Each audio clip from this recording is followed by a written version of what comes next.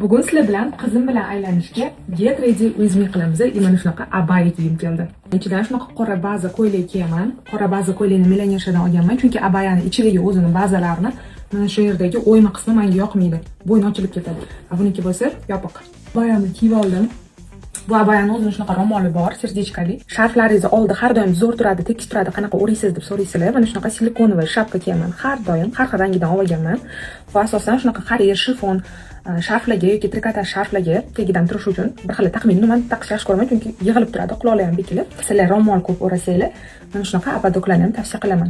Oldim, menga mana shunaqa yotib tursa yoqadi. Ro'mollarni oldi, sharflarni oldi. Bunisini orqaga tashlab, buni orqaga tashlaymiz. Bo'ynimga o'quvchim Amina Store'dan olgan mana shu ukrashaniyamni taqib olaman. Bitta uzuv taqamiz. Ukrashaniyalar o'zimda ko'p emas, chunki allergiyam bor. Bu ham meni bo'ynimga tegmay turgani uchun taqa olaman. Qanaqa ukrashaniya taqsam ham shunday narsa tosh qizarib ketadi. Sizlardan shunaqa bor. Faqatgina tilla taqa olaman.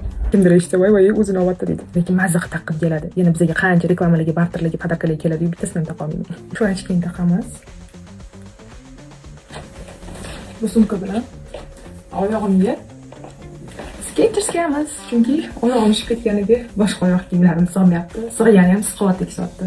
Bitta shunda normal yuraman.